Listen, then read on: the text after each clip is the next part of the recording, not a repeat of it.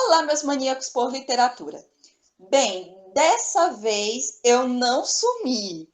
Sim, a gente está voltando e depois de um tempinho e com uma outra temática. Então a gente vai falar hoje acerca de uma outra autora que faleceu muito cedo e que teve um romance só publicado. Esse romance que a gente vai falar hoje e com uma temática bem interessante é o Morro dos Ventos Vivantes, que é da autora Emily Brontë.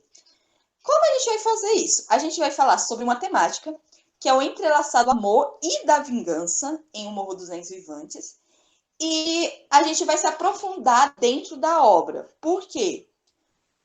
Porque, bem, a gente, para entender essa temática, tem que falar sobre a obra em si. Bem, o que acontece?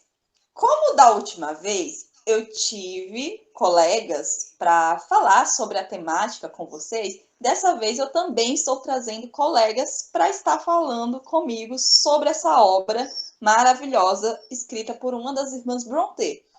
E vocês já conhecem essas minhas colegas.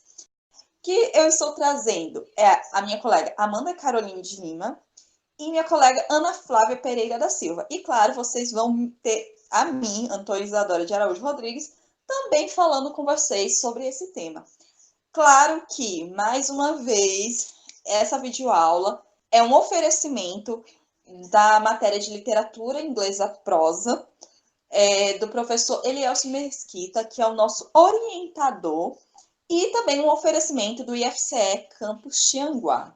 E claro, para a gente entender sobre aquilo que a gente está falando, que é a obra e a temática, a gente tem que se aprofundar bem na obra. Só que assim, o Morro dos Ventos Vivantes, ele foi lançado em 1847, então ele teve diversas publicações, diversas traduções, e claro, a tradução que a gente está utilizando dessa obra é da editora Lua de Papel, com a tradução da Ana Maria Chaves. Por que a gente resolveu trazer, apresentar para vocês a edição que a gente está utilizando? Porque nessa edição em si, a sinopse dela já traz acerca da nossa temática.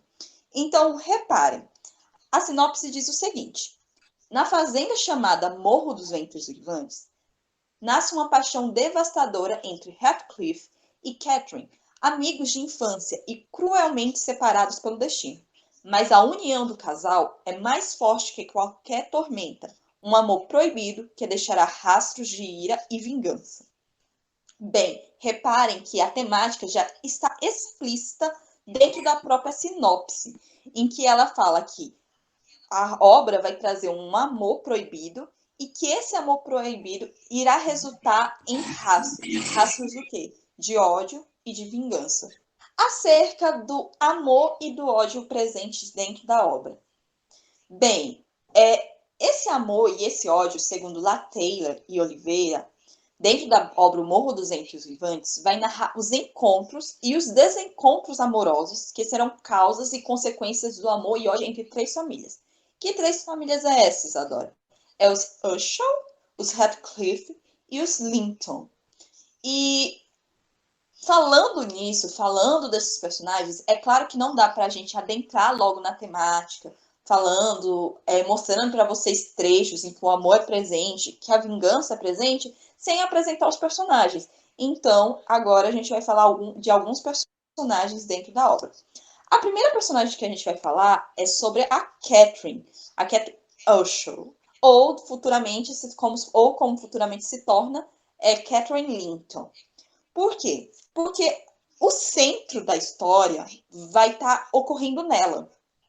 As consequências que vão acontecendo no enredo vão se centrar principalmente nessa personagem, que vai ser, digamos, o gatilho para as outras coisas que vão se sucedendo. As características que fazem da Catherine ser uma personagem bastante marcante dentro da obra é que ela é mimada. Ela tem um espírito livre, e esse espírito livre acaba se reconhecendo em outro personagem dentro da obra, que a gente vai discutir no decorrer dessa apresentação dos personagens. Ela ama o Heathcliff, porém ela não fica com ele por questões financeiras. Então ela acaba se envolvendo com outro personagem, que é o Edgar Linton. Ela tem muito problema com os nervos dela. Ela tem um mal nos nervos, como é falado dentro da obra. Ela, após a volta do Heathcliff, esses nervos dela são muito afetados por causa da vingança dele e por causa que ele e o Edgar brigam muito. E ela é uma personagem muito intensa na obra. E com um temperamento bastante explosivo. O humor dela muda muito rápido. Uma hora ela tá alegre, na outra hora ela tá chorando. Então a mudança de humor dela é palpável dentro da obra. Hidlin Earnshaw. Ele é o filho do Sr. Earnshaw e irmão da Catherine. Desde que o Heathcliff entrou na vida e na residência dos Earnshaw, o Hidlin odeia o Heathcliff. Ele via o Heathcliff como um usurpador de afeição paterna e de seus privilégios como filho. O Hindley, ele implicava com o Heathcliff desde o começo, tanto batendo nele, e no começo o Heathcliff não fazia nada com relação a isso. E até no começo a Nellie, que era a menina que às vezes ficava cuidando das crianças, se juntou ao Hindley, só que teve um momento em que as crianças pegaram um sarampo, que eu me lembre, e ela acabou começando a pegar. Depois desse episódio, ela começou a sentir uma certa afeição, empatia, não sei, com relação ao Heathcliff. Em uma parte da história, mais especificamente pós-morte do Sr. Earnshaw, que seria o pai do Hindley, e também pós-morte da senhora Earnshaw, que seria a esposa do Hindley, é descrito no livro que o jeito que o Hindley começou a tratar o Heathcliff era tão mal, que seria o bastante para transformar um anjo em um demônio. E a gente chega no Heathcliff. O Heathcliff, ele é o protagonista da nossa obra junto com a Catherine. Ele foi adotado pelos Earnshaw depois de ser encontrado pelo pai deles. E no primeiro momento que ele chega na casa, a Catherine não gosta dele, ela simplesmente cospe nele. E o nome dele, Heathcliff, era por causa que o senhor Earnshaw teve um outro filho que era para ter o mesmo nome. E como a criança não sobreviveu, ele deu para o Heathcliff, que foi adotado por ele. Só que é o nome e sobrenome dele. Ele não tem mais nenhum outro nome além desse. Ele é negro, apesar que na maioria das adaptações que vocês possam ir assistir de O Morro dos Ventos Uivantes, ele foi embranquiçado e deixado só a função que ele é pobre. Ele é muito intenso também nos sentimentos dele. E esses sentimentos chegam a levar ele à loucura. Ele é um personagem que ele centraliza a questão do amor e da vingança dentro da obra. E ele ama a Catherine também, como ela ama ele. E ele é o personagem com espírito livre que a Catherine acaba se conectando, porque ambos têm esse espírito mais de liberdade dentro da obra. E aí a gente chega no Edgar Linton. O Edgar Linton é o outro par romântico da Catherine dentro da obra. Ele é o futuro marido dela. Eles se conhecem num incidente na casa dele e ele acaba se afeiçoando a Catherine, acaba futuramente pedindo ela em casamento. Na infância, ele chega a chamar o Heathcliff de macaco. Ele é pai da filha que ele e a Catherine futuramente vão ter, que é a Kate. E ele se torna um dos alvos da vingança do Heathcliff. Bom, falando agora sobre a Isabela, nós temos que ela é irmã do Edgar e ao longo da história ela acaba se casando com o Radcliffe. E eles têm um filho chamado Linton. Já já a gente conversa um pouquinho mais sobre ele. Harrington Arshaw, ele é filho do Ridley Arshaw. Ele é uma pessoa basicamente de alma gentil, com exterior meio áspero. Ele é uma das poucas pessoas que o Heathcliff Gott respeita. E ele inicialmente é introduzido para a gente como um criado lá dentro do Morro dos Vivantes. Também é narrado para a gente a época em que a Nellie cuidava do Harrington e na época em que o Hindley ainda estava vivo e ficava passando na casa de maneira bizarra com uma arma na mão, ameaçando qualquer um que se metesse no caminho dele, que era bem bizarro. O Harrington, ele tem uma conexão especial com a Katie, que é a filha do Linton com a Catherine.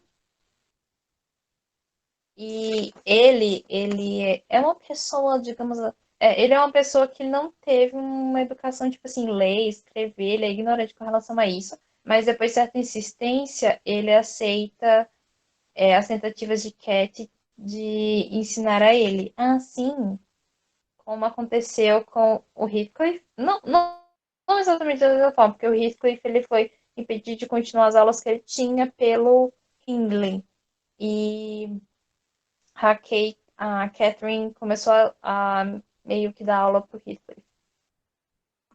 Bom, agora a gente tem a Cat. A Cat, como a Ana já falou um pouquinho sobre, ela tem um relacionamento com o Harrington, porém isso só acontece depois que ela se casa com o filho do Radcliffe, o Linton, e ele acaba por falecer.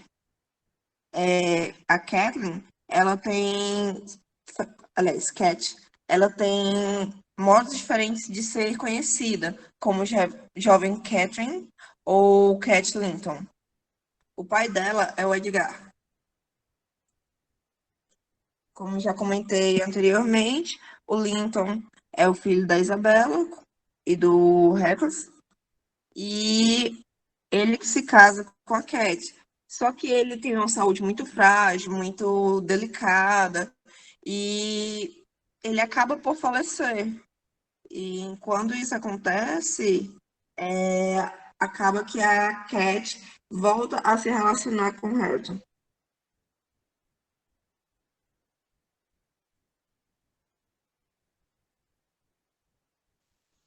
Agora começamos os caminhos da vingança. A gente aqui começa com a infância e os desencadeamentos da vingança. Vamos aqui falar um pouquinho da infância dos nossos personagens, não é mesmo? Tudo começa quando o Heathcliff chega na casa do Zorshaw e ele é tratado muito mal. E, obviamente, de cara, o Ridley trata o Heathcliff muito mal, como a própria Isa já falou, a Catherine, ela cospe no Heathcliff e tudo isso piora. Mas com relação ao Ridley, com o passar do tempo, a Catherine ela acaba se afeiçoando ao Heathcliff. E durante essa infância ele é muito maltratado. O Heathcliff ele é muito maltratado pelo Ridley. E por parte do tempo, como eu já tinha dito, pela Nellie. Mas isso acaba passando e só quem enche o saco do Heathcliff é o Ridley. E isso não acaba, na verdade, só vai piorando. Tudo piorou muito depois da morte do Sr. Shaw, porque o Hindley herdou tudo. Então, quando ele chegou na casa, obviamente ele tirou as coisas que o Heathcliff tinha, colocou ele como criado e tirou ele do ensino que ele tinha, tanto que, como eu já tinha citado, ele para de ter aulas e a Catherine acaba se disponibilizando para ensinar ele. E tudo que o Heathcliff passou nesse período, ele trabalhava como tão quanto os criados da casa. ele suportou tudo aquilo, tudo aquilo era esquecido, todo aquele sofrimento que ele estava passando era esquecido só pela presença da Catherine. Eis que em uma das peripécias do Heathcliff com a Catherine, eles acabam indo para a Granja da Cruz dos Tordos, que é a propriedade dos Linton. E durante esse episódio, eis que o cachorro morde o tornozelo da Catherine. Resumindo a história, o calcanhar da Catherine. E o Heathcliff volta para casa e tal, e a Catherine fica dos Linton. E essa situação da Catherine na casa dos Linton acaba se prolongando por 5 semanas até o Natal. E ok, até o senhor Linton foi conversar com o Hindley, dizendo, nossa, como ele não estava cumprindo o papel dele como chefe daquela família. E o Heathcliff, ele ficou. Ele não foi castigado, ele não foi escuteado, mas ele foi orientado para que ele ficasse longe da Catherine. E depois que a Catherine voltou, a Catherine não voltou mais a mesma. Ela não estava aparecendo mais aquela selvagem que ela aparecia antes, espírito livre, tarada. Ela veio com um vestido todo bonitinho, de seda, toda arrumadinha, com os cachos. E o Heathcliff acaba se sentindo meio acanhado de chegar perto dela. Tanto que o Ridley chama ele para cumprimentar a Catherine.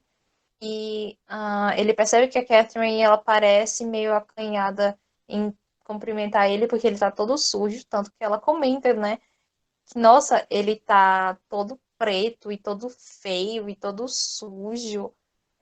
Que um banho, e caso ele penteasse os cabelos e se arrumasse, ele com certeza ia ficar melhor, ia ficar mais bonito e tal. E ele se sente mal com isso. E ela não entende o porquê. E acaba que o Hindley, ele acaba incentivando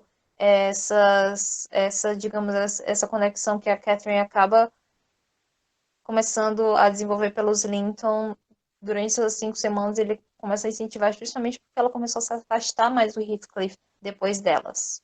E eis que tudo vai piorando a partir do momento que o Linton vai pedir a Catherine em casamento. Aí a Catherine diz sim, e obviamente a gente vai discutir essa parte da Catherine aceitar o pedido de casamento do Linton um pouquinho mais pra frente. Só que aí começa a dar tudo errado, e aí o Heathcliff vai embora. E bem, assim, a gente vai continuar esse caminho da vingança após 3 anos. Por quê? Após 3 anos, o Heathcliff volta. E os acontecimentos que desencadearam a vingança dele começam a surtir efeito nessa volta dele. É onde o início da vingança dele começa. Por quê? Porque ele volta determinado a se vingar do Hitler. Mas durante a volta dele, ele descobre que a Catherine está casada. E como ele não pode viver o relacionamento com ela, ele resolve então se vingar de todos que tornam esse amor entre ele e a Catherine impossível. Então ele começa a ter focos de vingança. Isso a gente vai se desenvolvendo e eu também vou desenvolvendo de acordo com as nossas falas futuras, porque vocês vão acompanhar partes de como essas vinganças vieram. Gente, assim, é óbvio que com tantas diferenças, onde a gente tem diferença de classe social, de etnia, até mesmo a forma de tratamento, com tamanha desigualdade e crueldade que ele era tratado, ele acabou desenvolvendo esse sentimento de querer se vingar, de não se sentir incluído, e isso perpassou não só para ele, mas para gerações que vieram depois, para filhos, tanto que ele planeja casamento, ele orquestra algumas coisas, e ele acaba se tornando um homem muito atormentado. Inclusive, esse essa questão da vingança só vai ter o fim com a morte dele. Se ele não tivesse morrido, se por acaso tivesse demorado mais, teria continuado essa questão, ainda teria perseguição, ainda teria toda a angústia que é gerada no correr do livro. Não é querendo dizer que ele é herói, mas já defendendo um pouquinho, honestamente, uma pessoa que sofre a vida inteira por motivo que ele não tem causa, ele não tem culpa, não foi ele que propiciou aquilo, e ele se vê atormentado, perseguido, maltratado, ele tem pessoas que afastam ele da mulher que ele ama, a mulher que ele ama, o ama de volta, mas não tem coragem, é covarde a ponto de casar-se com outra pessoa porque não pode enfrentar questões de perder dinheiro, de perder o status social. Assim, não é querendo dizer que ele é um herói, mas é completamente compreensível a forma como ele acaba se transformando numa pessoa que deseja vingança, que deseja claramente que as outras pessoas sofram como ele sofreu. Bom, então agora nós vamos ver sobre esse desencadeamento da vingança. Aqui temos um trechinho que é importante dar uma observada sobre ele. Eu vou ler e depois comentar. Parece que nunca vais aprender, e o Sr. Hindley vai ter de tomar uma atitude drástica, pode ter certeza. De fato, as minhas previsões saíram mais certas do que eu imaginava. Esta infeliz aventura enfureceu Eshel, e para culminar, o Sr. Linton veio pessoalmente visitar-nos logo na manhã seguinte, para remediar a situação e pregou um tal sermão sobre o modo como educava a sua família, que o obrigou a refletir seriamente no assunto. Heathcliff não recebeu qualquer castigo, mas ordenaram-lhe que nunca mais dirigisse a palavra à senhorita Catherine, sob pena de ser expulso. E foi a própria senhora Earnshaw que ficou responsável pelo isolamento monástico da cunhada. E assim que esta regressasse, empregando, é claro, a astúcia e a diplomacia e nunca a força, ciente de que a força de nada conseguiria. Bom, aqui a gente tem o que já foi mencionado anteriormente, sobre um ponto essencial na trama, onde muda profundamente como que o Heathcliff se sente, porque ele pode não ter recebido qualquer castigo, só que, perceba, castigo aqui está sendo empregado no sentido de físico, de repreensão, mas olha a penalidade. Ordenaram que ele nunca mais falasse com uma determinada pessoa que era com quem ele convivia, com quem ele tinha uma grande importância, uma grande afeição. Então, eu não concordo com esse ponto de dizer que ele não recebeu qualquer castigo. Na verdade, ele recebeu o pior castigo que ele poderia ter recebido. Até porque sobre trabalho, sobre maus tratos e tudo mais, ele já vivia tendo. Ele já convivia com isso, já tinha determinadas dores.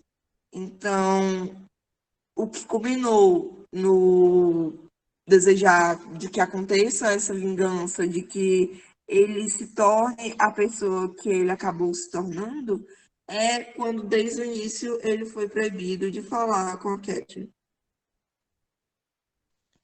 Confissão e traição do sentimento. Este sonho explica o meu segredo tão bem como o outro. Sou tão feita para ir para o céu como para casar com Edgar Linton. E se esse monstro que está lá dentro não tivesse feito Heathcliff descer tão baixo, eu nem teria pensado nisso. Seria degradante para mim casar com Heathcliff. Por isso, ele nunca saberá como eu o amo, e não é por ele ser bonito, Nelly, mas por ser mais parecido comigo do que eu própria, seja qual qual for a matéria de que nossas almas são feitas, a minha e a deles são iguais. A de Linton é tão diferente delas como um raio de lua de um relâmpago, ou geada do fogo.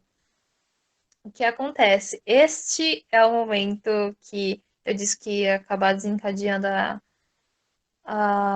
a saída do Heathcliff de perto desses personagens, os principais, ele acaba saindo de o Morro dos Vivantes e só depois de 3 anos é que ele volta. O que acontece é que tem um acontecimento em que o Linton vai visitar a Catherine e pede ela em casamento. E ela aceita, tanto que ela vai atrás da Nellie e aí ela pergunta se ela pode, né, compartilhar o segredo.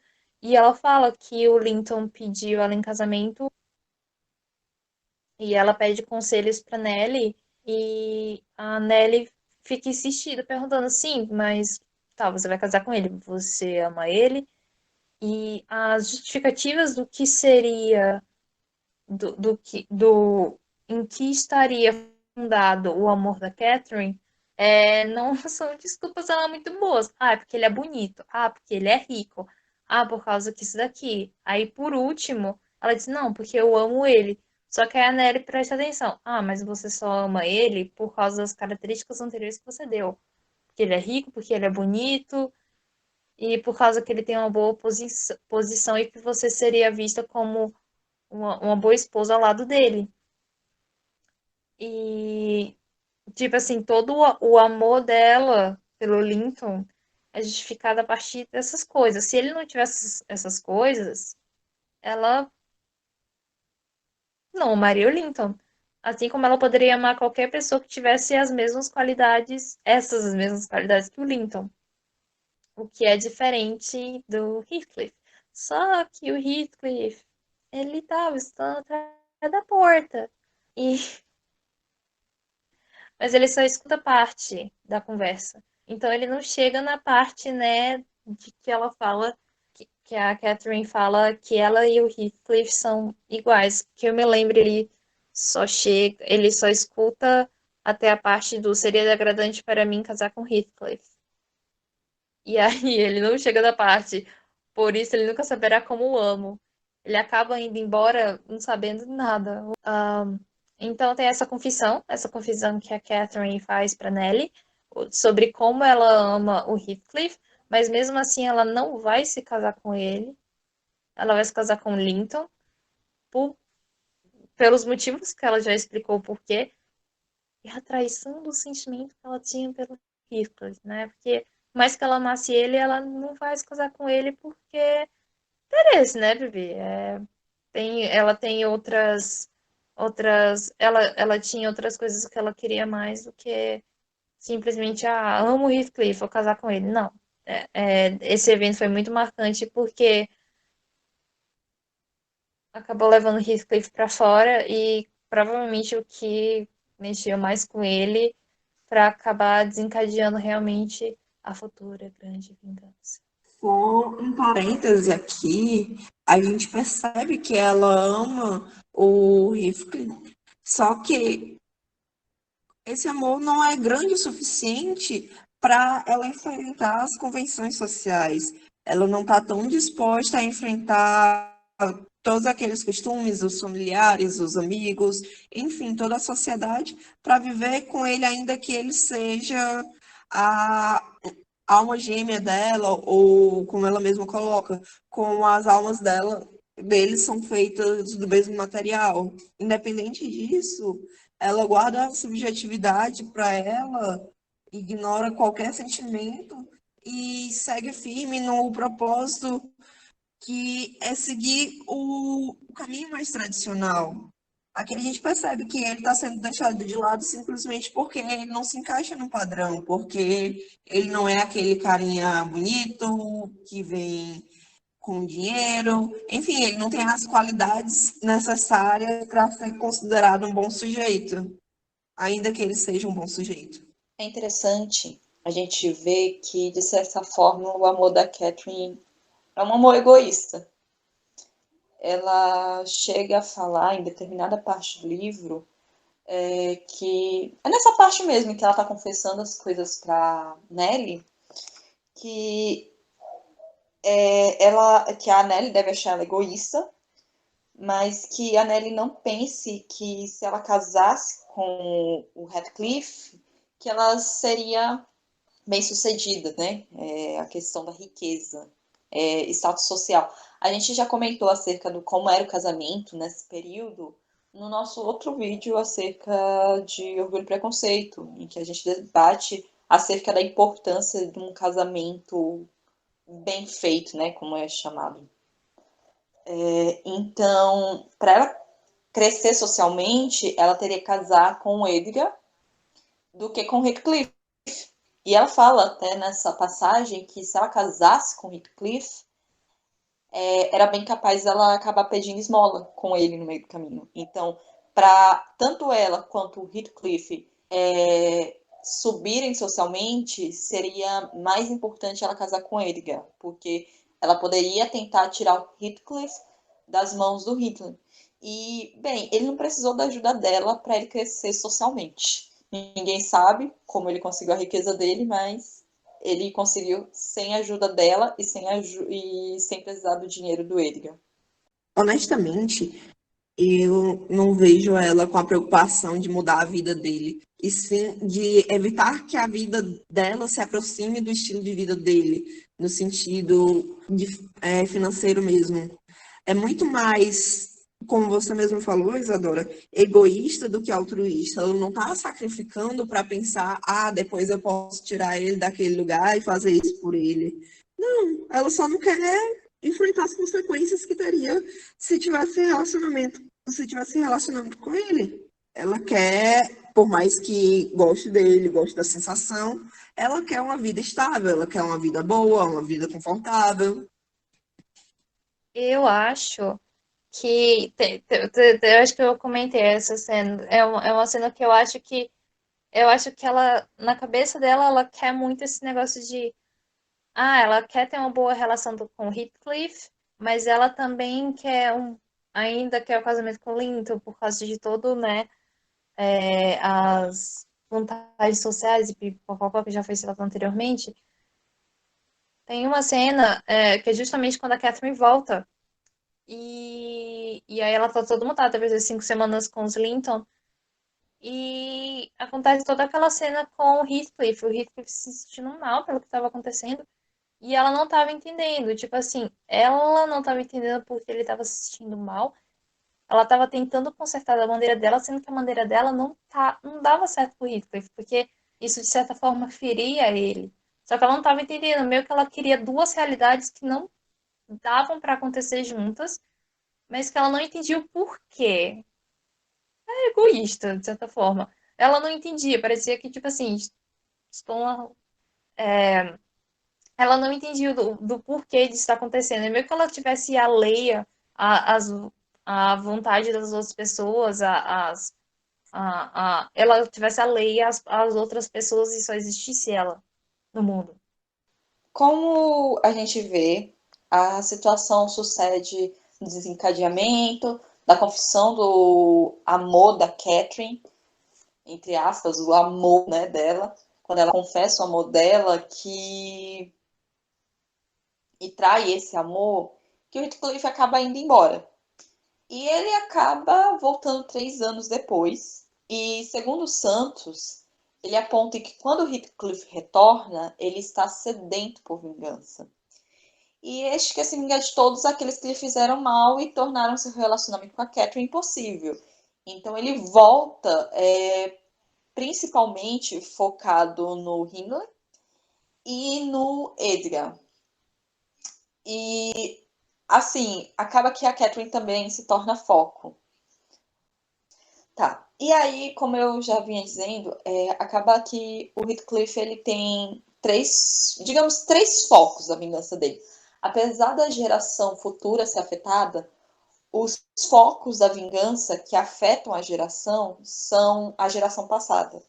Então a gente começa com Hitler Urschel, que é um dos principais desencadeadores dessa vingança dele. Ele acaba maltratando o Heathcliff, como a gente já disse, ele maltrata muito o Heathcliff, então esses maltratos já vão acumulando um certo ódio dentro dele contra o Hidden. E por ele ter sido rebaixado a criado e a não poder falar com a Catherine, é uma forma, ele começa a ver isso que o Hitler fez com ele como um afastamento dele com a pessoa que ele amava. Então, acaba que ele se torna uma das pessoas com quem o Heathcliff quer se vingar. Aí a gente tem o Edgar Linton. O Edgar se torna o foco da vingança do Heathcliff, por quê? Porque ele torna impossível ele estar com a Catherine. Porque no momento que a Catherine resolve se casar com Edgar, ele percebe que ele não terá a Catherine mais para si, que ele perdeu a pessoa que ele amava por conta de dinheiro. E aí a gente vem para a Catherine. E a Catherine, além de ser a parte amorosa do Heathcliff, apesar de ser o amor da vida dele, ela também se torna o foco de vingança, porque ele quer que ela sofra. Ele quer que ela sinta o que ele sentiu.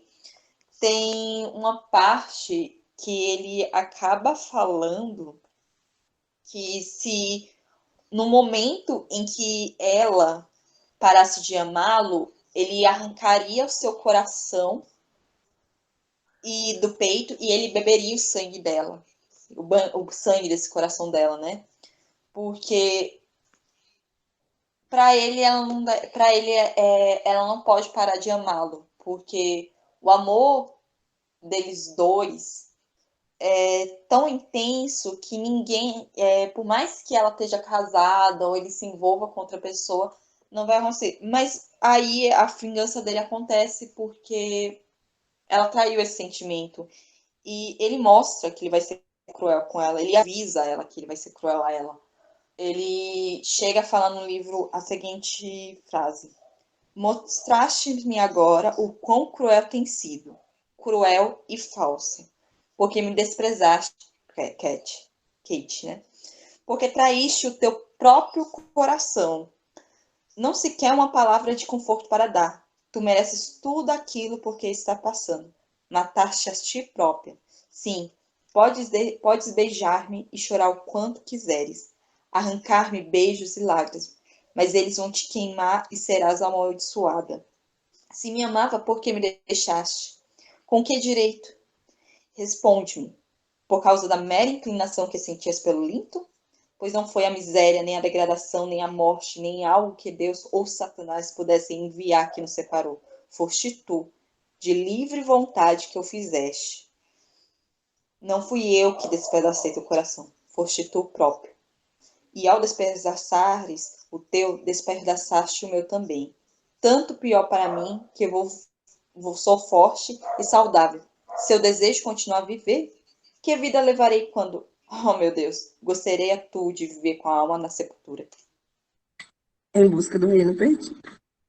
Enquanto fiquei esperando lá embaixo, no pátio, este foi o plano que eu tracei. Ver o teu rosto de relance mais uma vez, olhando-me com surpresa e, quem sabe, falso contentamento depois de ajustar as contas com Hindley. E finalmente antecipar-me ao julgamento e executar eu mesmo a minha própria sentença de morte. Mas a tua recepção tirou essas ideias da cabeça. Livra-te, no entanto, de ficares de cara feia da próxima vez. Não, não. Desta vez não vais me mandar embora de novo. Tiveste mesmo pena da outra vez? Não tiveste? Sabe, eu tive as minhas razões. Passei por muitas provações, desde que ouvi a tua voz pela última vez. E tens de perdoar-me, pois lutei sempre pensando em ti. Bom, nesse trecho aqui, nós temos de quando ele volta após esses 3 anos. Aqui percebe-se que ele quer se vingar, de certa forma, de todos aqueles que fizeram mal a ele, que anularam o amor dele. Inclusive, ele se acha merecedor do papel de julgador ao passo que ele também é parte nessa problemática. Ele sofreu e agora ele deseja sentenciar tanto a ele quanto ao Hindley e todos aqueles que ele acha que merecem a vingança, a sentença, a resolução adequada de acordo com o que ele viveu. Bem, e aí é interessante ver que a questão da busca do reino perdido, que é tratado nesse trecho, é porque o Heathcliff, ele volta em busca daquilo que ele perdeu. Então, o que ele perdeu? Ele perdeu a Catherine. E para ele conseguir ela de volta, como é que ele conseguiria? Se vingando de todos aqueles que prejudicaram esse relacionamento. Porém, ele, assim, apesar dele ter saído sabendo que ela foi pedida em casamento, ele não imaginava que 3 anos depois ela estaria casada, quando ele vai primeiro até no Morro dos Ventos Uivantes, antes de ir na fazenda que agora a Catherine está, porque ela agora se tornou a senhora Linton. Então, ele vai em busca do reino dele, ele vai em busca do amor da vida dele, mas o amor dele já, da vida dele se torna impossível já. Não está mais alcançável nesse mundo. No caso, que é colocado como reino perdido, é muito mais as memórias que ele tem, o sentimento, é tudo aquilo que ele já tinha vivido, não qualquer questão que fosse financeira. Aqui ele estava buscando a única pessoa com quem ele tinha contado de verdade, quem realmente tinha despertado nele um sentimento forte, que tinha dado bons momentos memoráveis para ele. E é interessante o termo reino perdido, porque é justamente isso. Era quando ele se sentia rei, proprietário, possuidor de bons momentos, de boas vivências, e ele foi tentar recuperar e falhou, porque ela já estava casada. A questão da vingança através do sofrimento. Bem, o Heathcliff, no momento que ele percebe que ele perdeu a Catherine, ele acaba ele muda os planos dele, porque o objetivo dele era só se vingar do Hindley e do Edgar, e mais o Hindley, porque ele ainda tinha esperança que a Catherine não tivesse casado com o Edgar. Mas como ela casou, então, bem, agora todo mundo vai sofrer as consequências.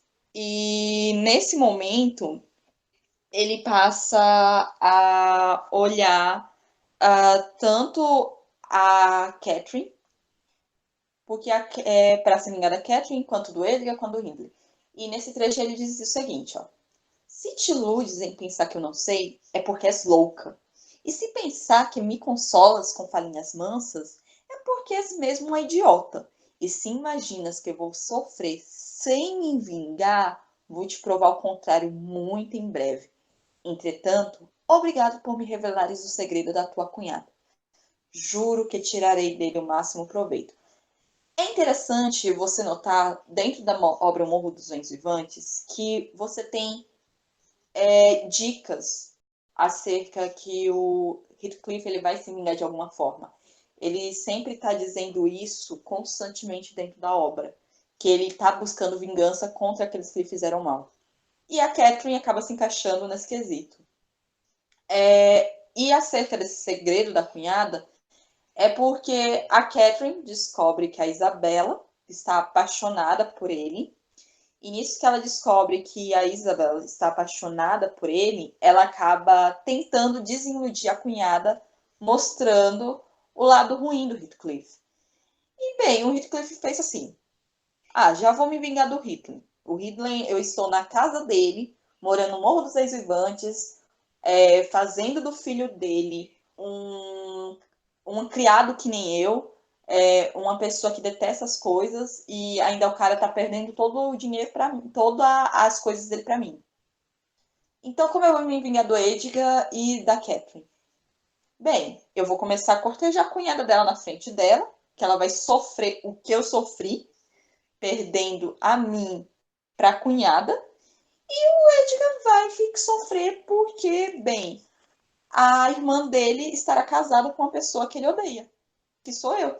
Então, até numa carta que ela manda para Nelly, porque depois ela se casa com o Heathcliff, ela foge e se casa com ele, ela fala que ele já tinha esse plano. Ela chega a citar assim: se vingaria em mim enquanto não pudesse colocar as mãos nele. Ou seja, ele vai começar a se vingar do Edgar em cima da Isabela, já que ele ainda não pode se vingar dele como ele gostaria. Bom, desde o começo a gente está falando da impossibilidade deles ficarem juntos pelas questões que já foram citadas. A questão financeira, questão de etnia, a forma como o Radcliffe chega para a família e tudo mais. Então, a partir desse momento que existe um sentimento entre Radcliffe e Catherine, ainda que não seja um sentimento que vai ser explorado no sentido positivo da palavra, que eles vão usufruir daquele sentimento e desenvolver um romance, nós temos esse sentimento de forma muito forte e muito conturbada. E todo esse relacionamento conturbado traz sofrimento não só para aqueles que estão diretamente envolvidos, mas para gerações futuras. A Cat, que casa com Linton, e por consequências do destino, e infelizmente Linton falece, e Cat acaba se envolvendo com o Hareton. Enfim, é um ciclo onde todos estão sofrendo consequências, estão participando de um jogo criado por conta de um sofrimento que o Radcliffe sofreu, que foi infligido a Radcliffe, e que ele quer causar aos outros. Primeiro, aos três focos, que já foram citados pela Isadora, mas que acabam reverberando nas gerações que vêm, que descendem deles. É aquela coisa, né? Se eu não vou ser feliz, nenhum de vocês vai ser. Bom, agora a gente vai explorar um pouquinho sobre o envolvimento das gerações futuras, que no caso são aqueles três que a gente já falou. Tenho um certo orgulho dele, disse, continuando a pensar em voz alta. Satisfez todas as minhas expectativas. Se já tivesse nascido idiota, não acharia nem metade da graça. Mas de idiota ele não tem nada, e eu sou capaz de compreender todos os seus sentimentos, porque já os experimentei. Avalio, por exemplo, muito bem o que ele está sentindo neste momento. Claro que isso é só uma amostra do que ele vai sofrer mais tarde. Nunca será capaz de se libertar das garras da grosseria e da ignorância. Prendi-o melhor do que o velhaco do pai prendeu a mim, e o degradei mais, pois este tem orgulho de sua brutalidade. Ensinei-o a desprezar tudo que não seja grosseiro como sinal de fraqueza e pieguice. Não te parece que o Hindley se orgulharia do filho, se o visse agora? Aqui é justamente aquilo que já foi comentado lá atrás, sobre ele utilizar do filho do outro para se vingar. E como é que ele faz isso? Ele coloca no lugar dele, no lugar que ele já passou, como os trabalhos, como as más criações, como não ter acesso a uma boa educação, a valorizar arte, literatura, dentre outras coisas, no filho do cara que ele odeia. Ele desconta todo o ódio dele num plano ainda mais maligno, porque ele não vai e enfrenta diretamente o Hindley. Ele vai e desconta no filho, que aí acaba sendo uma forma mais perversa e envolvendo as pessoas que teoricamente não teriam nada a ver com isso. É interessante dizer assim que apesar do Heathcliff fazer isso com Hareton, O Harrington não odeia o Heathcliff. Em nenhum momento da Não, obra ele odeia ele. não, Ele. pelo contrário, até porque o Radcliffe, ou, perdão, o Harrington, ele é um amor de pessoa, de coração bondoso, ele pode ser bruto, mas ele tem uma boa alma. Pelo menos é isso que mostra. Então, e ele vendo Heathcliff, o pai dele não era, porque o pai dele, no momento que ele perde a mulher dele, ele se torna muito agressivo. E é engraçado porque numa cena ele quase mata o Harrington. E nessa cena, quem salva ele é o Heathcliff. Então você já vê, mesmo ele tendo a ideia da vingança com o Hitler, com a criança, que é filha dele, é sangue do sangue dele, de certa forma acaba se criando um vínculo paternal. O Harrington acaba considerando mais o Heathcliff pai do que o Hitler. Pois é, aqui a gente tem essa construção onde ele meio que tortura o garoto, o rapaz, mas ele não percebe que está sofrendo essa ação, nem mesmo percebe o porquê. Então, está acontecendo uma cena que causaria dor a um terceiro que é o objetivo que ele sinta, através da criação dele. E ele não sente diretamente esse impacto no sentido negativo e de manter um rancor, de manter um ódio, de desejar, por exemplo, a vingança. É quase que, por exemplo, aqui, mesmo que ele tenha essa criação, que ele tenha experimentado todas essas, como é que eu poderia dizer? Que tem experimentado todas as situações, essas vivências, ele não leva isso com rancor e não pretende, por exemplo, criar uma vingança, não pretende fazer algo para que outra pessoa sinta. Ele apenas Sabe, eu tenta. não sei se a Ana vai concordar comigo, mas e você também, Amanda. Mas é interessante porque a gente disse que muita coisa acontece porque o meio influencia, né? Sim, E assim, o Heathcliff, quando ele chega, antes dele passar por toda essa situação que ele acaba submetendo o Harrington também, quando ele chega, ele tem um conforto. O pai do Hindley e da Catherine acaba criando o Heathcliff como se fosse filho deles, então dele, né? Então ele tem um conforto inicial e depois ele perde isso quando ele é submetido a ser criado. E acaba que o Harrington não, o Harrington ele perde isso muito novinho, então ele não tem a lembrança. Aos 3 anos, se eu me engano, ele já tem perdido tudo isso.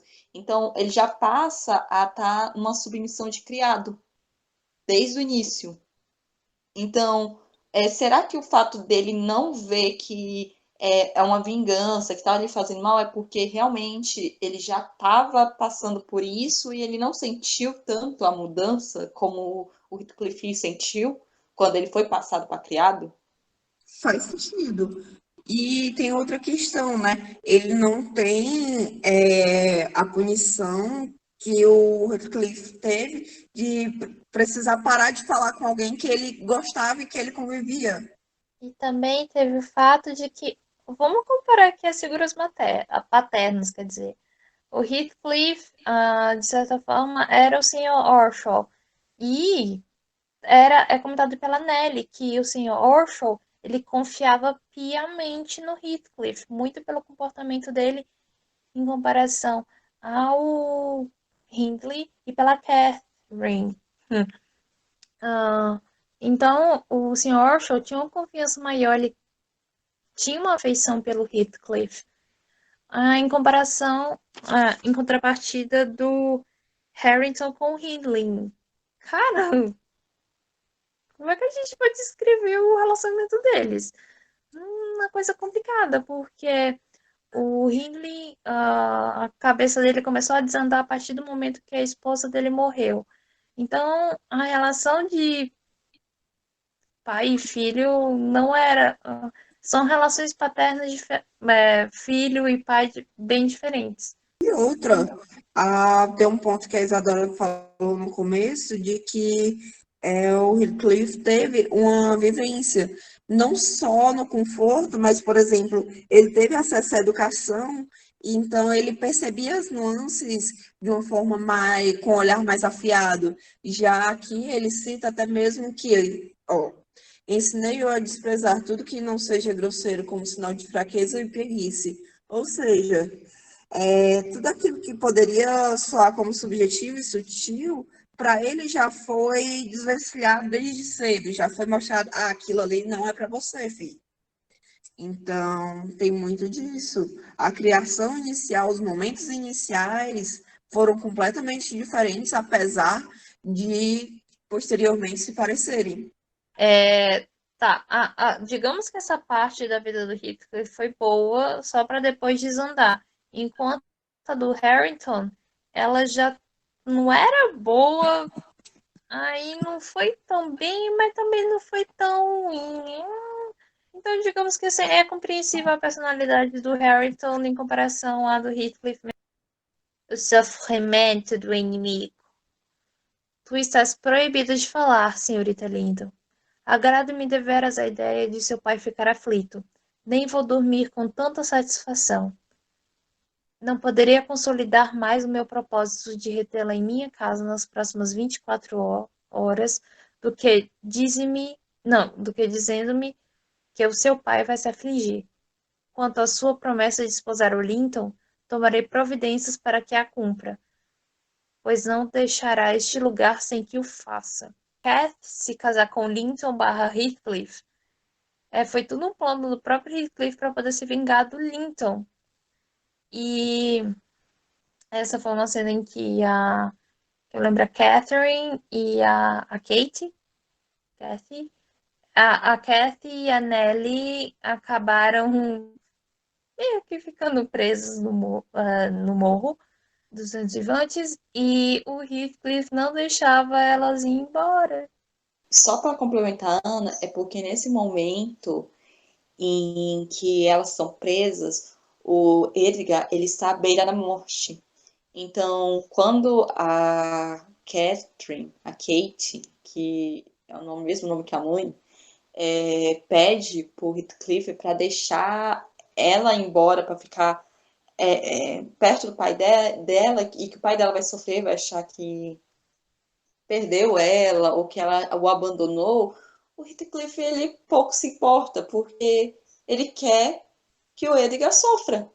E eis como já foi citado, o Heathcliff usa essas pessoas que não têm absolutamente nada a ver com o sofrimento que eles sofrendo no passado, e usa essas pessoas como peões para sua vingança. No caso, a Kath, no caso a Kath Linton, ela, ela acaba se casando com Linton barra Heathcliff para que isso seria um plano do Heathcliff para se vingar do Edgar Linton, que, como a Isadora falou, ele estava à beira da morte. Tá. Aí a gente vem aquela questão. A gente passa por tudo isso. A gente vai adentrar, vai mostrar o momento do fim da vingança para vocês. Mas será que o Morro dos Ventos Vivantes termina em final feliz? Viveram felizes para sempre? Bem, segundo Santos, ele aponta que quando a gente termina o Morro dos Ventos Vivantes, é como se os personagens para a gente fossem velhos amigos. E a obra termina com a união dos personagens atormentados pelo amor e pelo ódio. Como assim? Bem, a gente tem finais felizes, realmente, dentro da obra, que é a reconciliação das famílias. E essa reconciliação vai vir tanto através do Harrington quanto da Kate, que eles acabam se envolvendo, como já foi dito aqui. Só que é a reconciliação entre os Linton barra Heathcliff, porque no momento em que a Catherine já está envolvida com o Harrington, ela tem o nome Heathcliff no dela, e o Harrington tem Herschel, então é a reconciliação entre os Heathcliff e os Herschel. E a gente acaba que tem essa união também no plano espiritual, digamos assim, porque acaba no meio da obra sendo dito que após a morte do Heathcliff, pessoas veem ele e uma moça vagando pelo o Morro dos Ventos Uivantes. E essa moça é a Catherine. Então, não no plano físico, mas no plano espiritual, acaba que os dois acabam se encontrando. Então, o amor deles acaba sendo maior, digamos, porque eles se reencontram pós-vida. Pós-vida, depois de morrerem, né? Quando eles morrem, aí eles se encontram. E é isso, acaba que, de certa forma, o livro tem um final feliz, né? Fim da vingança. Triste final, não te parece? Observou depois de ter meditado por uns momentos sobre a cena que acabara de presenciar. Um desfecho absurdo para esforços tão escarniçados. Trago alavancas e picaretas para demolir as duas casas.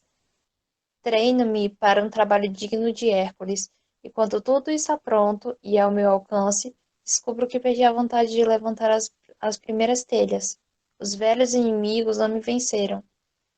Este é o momento ideal para me vingar dos seus descendentes, e poderia fazê-lo. E ninguém seria capaz de me impedir?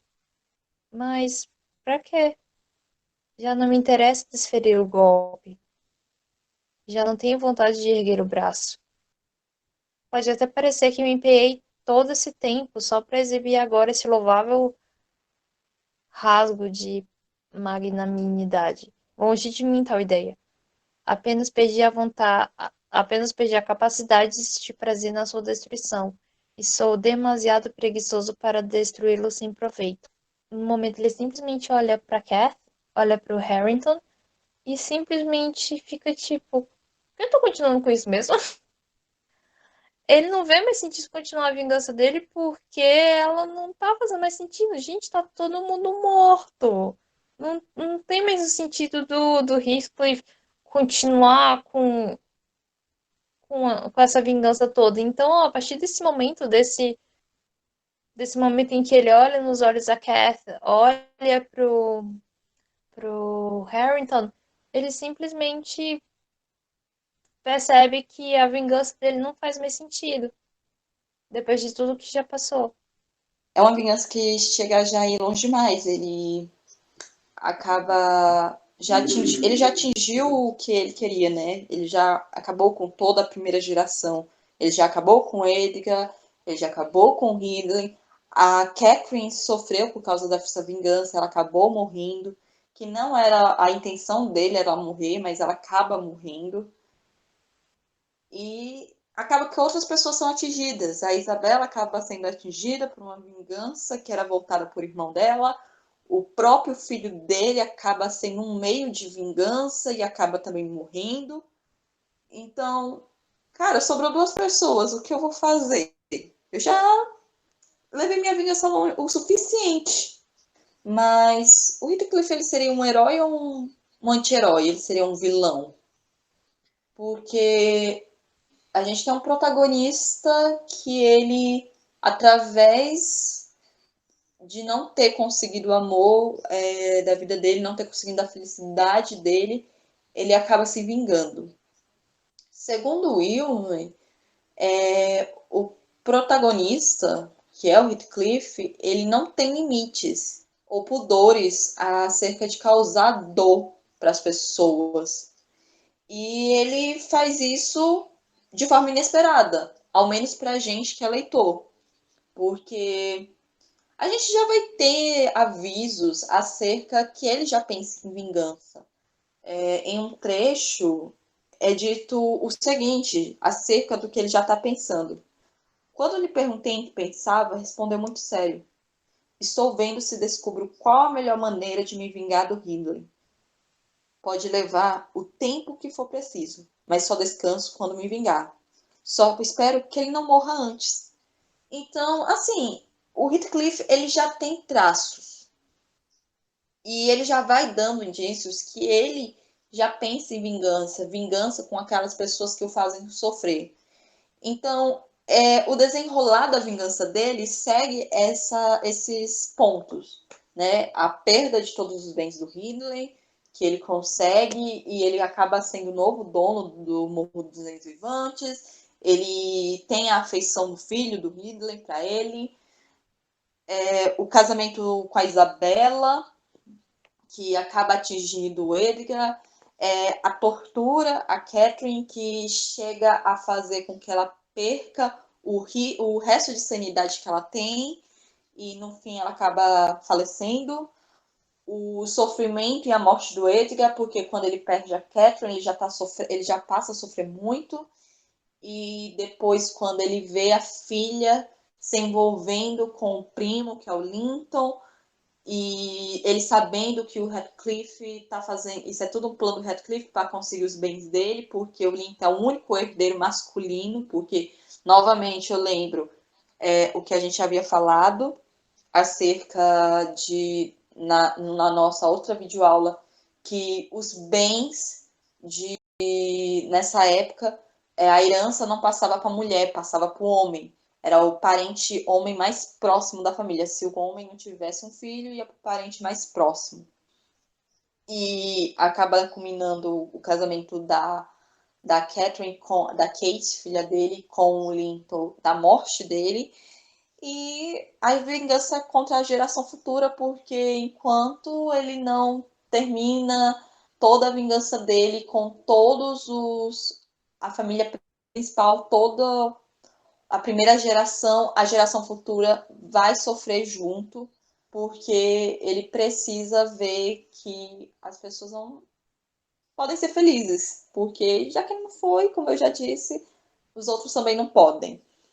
E assim, minha opinião própria, eu não acredito que exista herói ou vilão.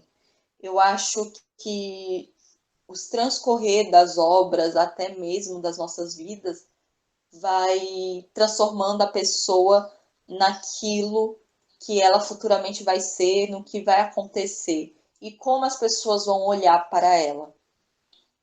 Então, para uns, o Heathcliff ele pode ser herói, para outros ele pode ser vilão. Por exemplo, na obra, ele é herói por Harrington, porque ele foi o pai que o Harrington não teve. Para outros, todas as pessoas que sofreram com a vingança dele, ele era um vilão. Então, eu acho que convém ao leitor escolher a qual situação o leitor vai encaixar esse personagem.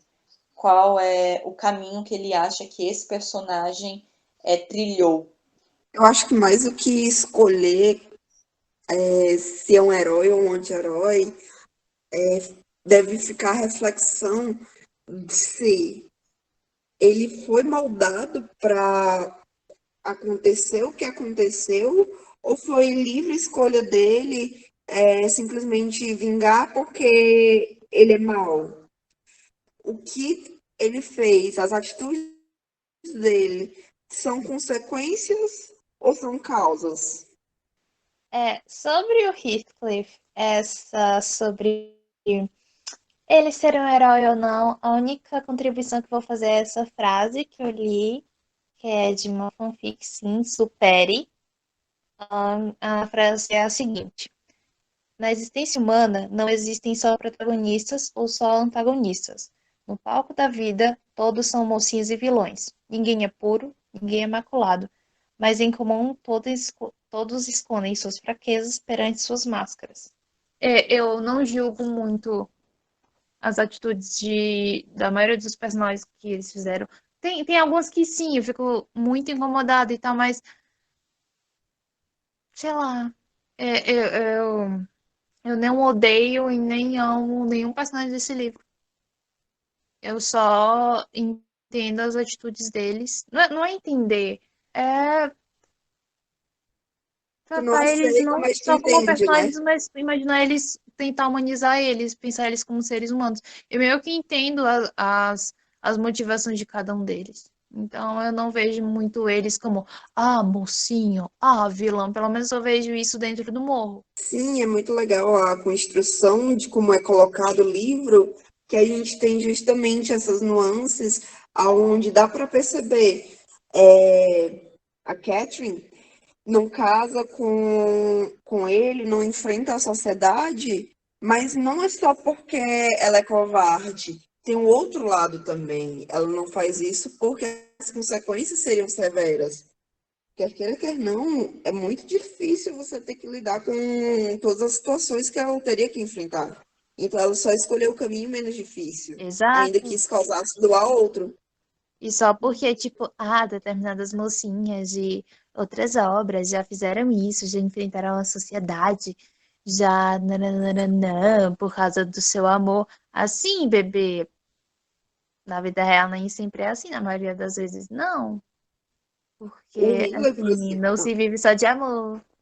pois é, o Hitler, por exemplo, ele é um personagem que ele implica muito com o Radcliffe, porque claramente ele é um ser inseguro. Chegou um rapaz que tinha todos os traços para ser inferior a ele, mas estava sendo tão bem ou até melhor tratado do que ele. Estava ganhando a confiança do pai dele, estava ascendendo. Então ele se sentia inseguro, ele se sentia meio que fragilizado. Por isso ele agia de forma agressiva com o Sim. protagonista. Eu acho que assim, a obra ela tem muita questão de dualidade e escolhas. Então, é uma obra que você vê muita questão da dualidade. Por isso que a gente Sim, vê a questão do amor, da vingança e do ódio. Eu acho interessante até porque a gente resolveu trazer essa temática, porque a gente já ouviu falar muito, eu acho que todo mundo já ouviu falar isso, na verdade, que onde há ódio, há amor, e vice-versa. Então, ele tem essa dualidade dentro da obra. O Heathcliff, ele tanto ama intensamente, como ele odeia intensamente. sim. Então, escolhas e dualidades muito presentes. E a intensidade também, né? Porque ele ama loucamente à mesma medida que ele quer causar uma dor irreparável. Ele não tem meios termos. E é bem interessante o modo como toda a história se dá, porque por mais, como a Ana falou, por mais que você não concorde com aquilo, mas você compreende. Não existe mocinho, ou herói, ou bandido e anti-herói. Existem pessoas que erram, acertam e vão ter altos e baixos. É aquilo, né? Como a gente disse, ela diz que uma das estudiosas que fala, que a gente trouxe, fala que pessoas, amigos conhecidos. Como a gente está falando, pode acontecer, sabe? Poderia ser situações, vamos supor, se a gente tivesse vivido nesse século, que a gente acabaria vendo. Então, é algo presente, de certa forma, é algo que são escolhas que qualquer um de nós poderia passar. E agora vamos finalizar essa videoaula que provavelmente ficou longa para vocês, mas quando é uma obra que tem muito a se falar, não dá para ser tão sucinta. A gente tenta ser o mais sucinta possível e ainda teria muito ainda o que falar. Mas Lataile e Oliveira, elas apontam que a grande característica marcante do Morro dos Ventos Vivantes é a intensidade das paixões de seus personagens. E elas estão interligadas, tanto pelo amor ou pelo ódio. E também são interligadas pelo desejo de se vingar. o que torna o Morro dos Ventos Vivantes, uma das coisas que torna o Morro dos Ventos Vivantes essa obra tão marcante, é que o amor frustrado é que impulsiona a narrativa e tem esse lado vingativo. São os sentimentos que não são cicatrizados que vão desencadear cada um dos momentos da obra. E eu agradeço, sinceramente, tanto a Amanda quanto a Ana pelas contribuições feitas aqui nessa videoaula. Eu espero, sinceramente, que vocês tenham gostado e que essa obra desperte em vocês todos os sentimentos que despertou na gente e muito mais. E é isso, eu agradeço. Curtam o canal, compartilhem o vídeo, sigam siga a gente. Vou deixar as redes sociais das meninas, para caso vocês queiram conhecer um pouco mais sobre elas. E também é isso. Curtam, comentem, compartilhem. E se inscrevam no canal. E até uma próxima.